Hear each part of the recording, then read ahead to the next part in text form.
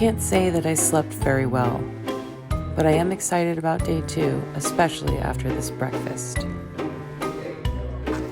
It's day 2 and I'm have my coffee and I'm ready to go explore. I'm starting my day off at the Silver Terrace Cemetery.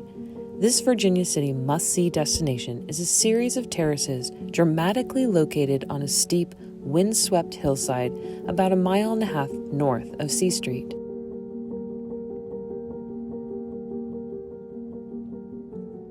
Beginning in the 1860s, fraternal, civic, and religious groups established burial yards on the hillside.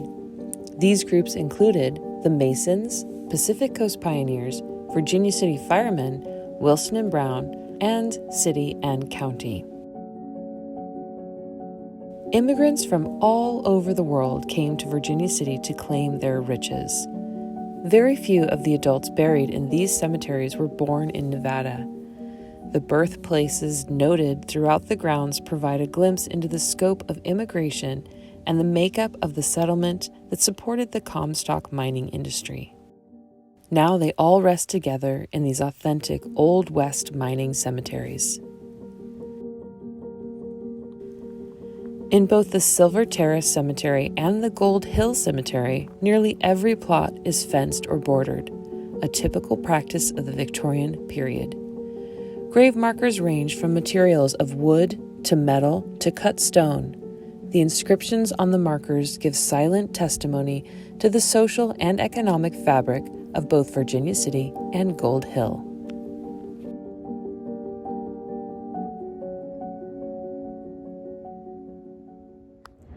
You can't really go anywhere in Virginia City without something being haunted, including the courthouse and jail. This Lady of Justice is one of 20 in the United States who is not wearing a blindfold. I'm not sure why I hate that, but I certainly do. Piper's Opera House. These 3 creepy old buildings that are being restored as we speak. I wanted to know more about these, but the ladies on our ghost tour last night wouldn't tell me any information because stupid Zach Baggins just recorded an episode and it's top secret. Silver Queen Hotel, also haunted. So, why is Virginia City the most haunted city in Nevada? Well, with 2 large fires that destroyed the city, countless mine accidents, poor working conditions, disease, and nightly fights, all contributing to the spooky atmosphere of this historic town.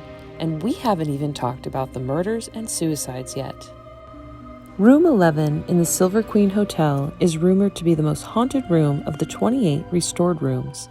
In the late 1900s, a sex worker named Rosie killed herself in Room 11's bathtub after finding out that she was pregnant.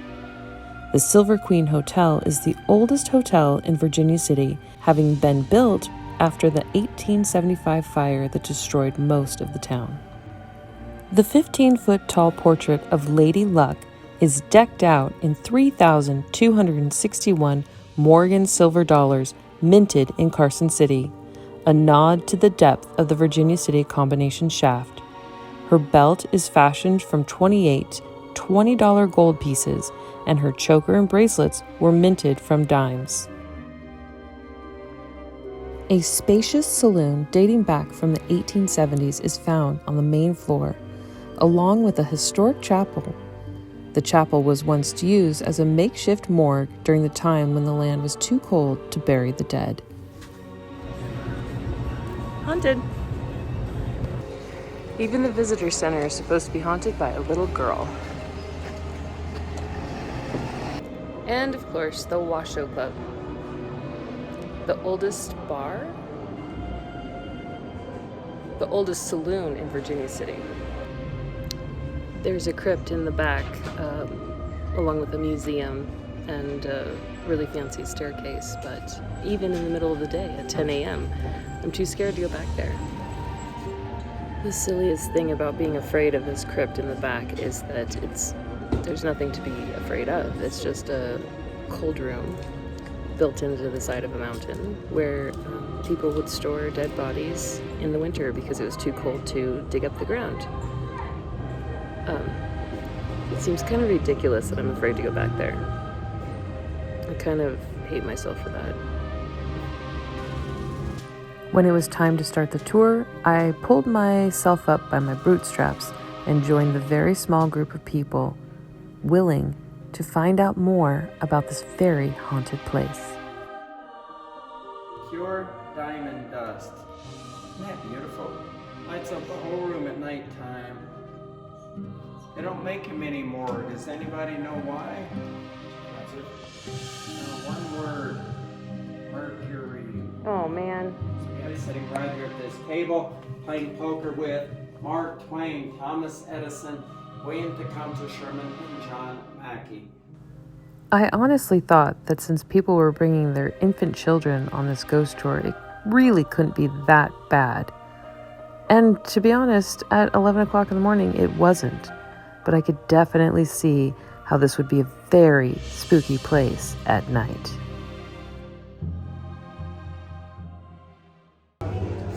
I survived the ghost tour. It was incredible. I highly recommend it.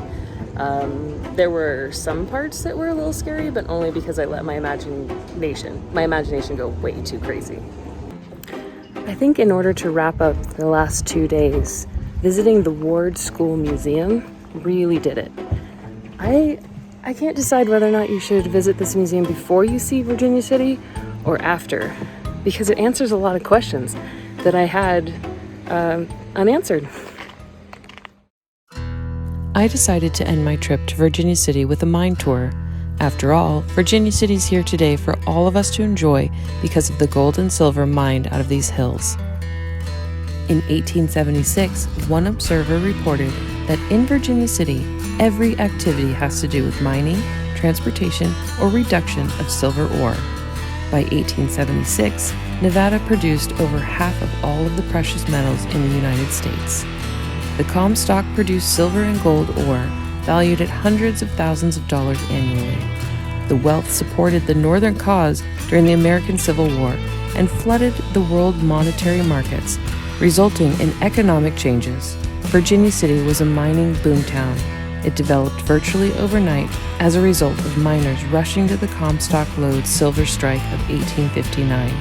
But Virginia City far surpassed all others for its peak of population, technological advancement, development, and for providing the population based upon which Nevada qualified for statehood. The riches of the Comstock Lode inspired men to hunt for silver mines throughout Nevada and other parts of the American West. It's going to charge the mountain so that it can get up the steep incline.